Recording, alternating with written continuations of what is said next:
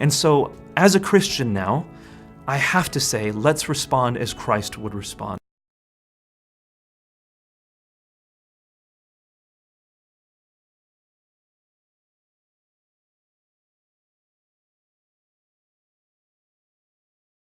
You can't quote sections of chapter 5, verse 32 of the Quran, which say that if you kill one person, it's as if you kill all of mankind. Look at that whole verse. That whole verse says that that was a teaching specifically for the Jews, the children of Israel.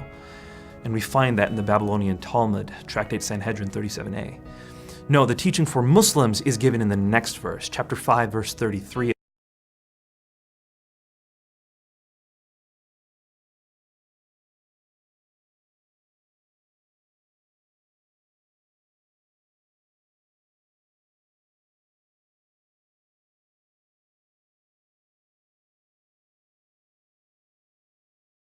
Because the Quran supposedly declares that if anyone kills a man, it's as if he has killed all mankind.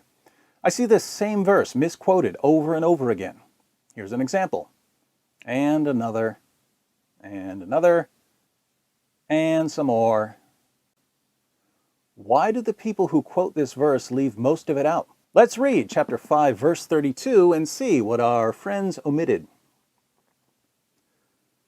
Because of that, we ordained for the children of Israel, Allah ordained for the children of Israel. Islam's Western apologists go to the verse before it. They cut out the part about this being a teaching of the children of Israel, a quotation from the Talmud, and they claim that their severely edited, distorted verse, ripped from its context, proves that Islam is a religion of peace and tolerance.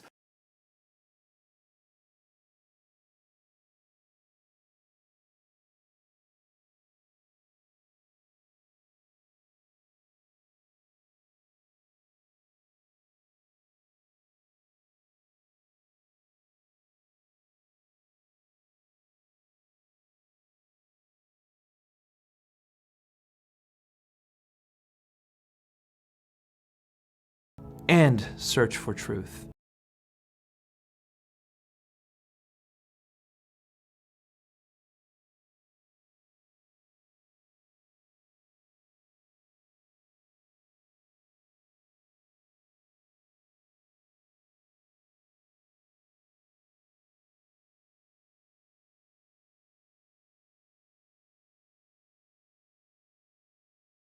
A careful study of the Muslim sources.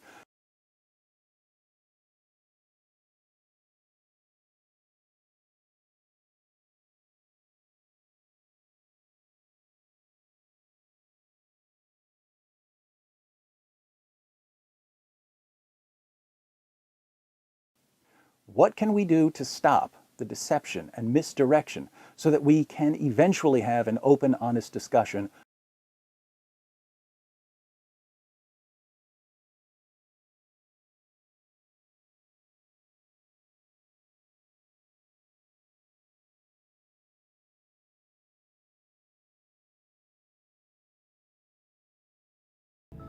Then, and only then, will we start finding a way to end these kinds of attacks. If we ignore the truth, they'll just keep happening.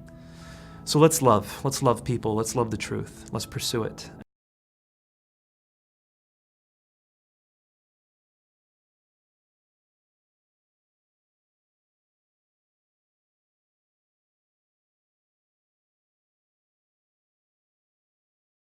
Let's love the truth, let's pursue it. So terrorism's a real thing, and if you want to deal with it, there's a couple of ways of doing it. One way is to stop your own terrorism.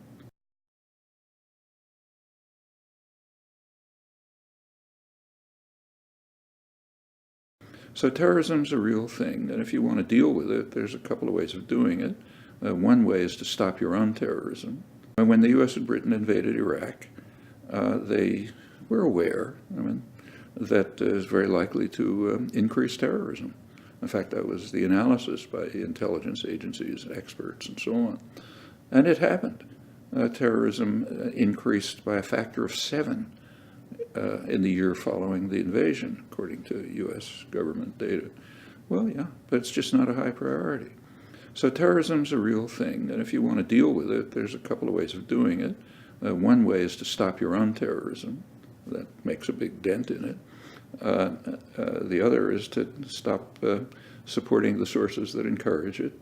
Another is to just to do what the British finally did in Ireland, pay a little bit of attention to the grievances that lead people to give at least sympathy or sometimes direct support for terrorism. And the terrorists, of course, criminals, so find the criminals, apprehend them, give them fair trials, and so on. That's the way to do it. None of this is being done. I mean, just take fair trials. I mean, there are people kidnapped, actually, they claim, captured in all over the place, Afghanistan, wherever they are. And they're sent to, we know where they're sent to. They're sent to Guantanamo, Abu Ghraib, Bagram, and so on, where they're tortured brutally, and that creates terrorists. In fact, the people on the ground who work there, the interrogators and others, the intelligence people, they say that Abu Ghraib and Guantanamo have probably created more terrorists than Osama bin Laden ever did. Yeah, sure, that's the way to do it if you want. But to say that they're trying to combat terrorism is just a joke.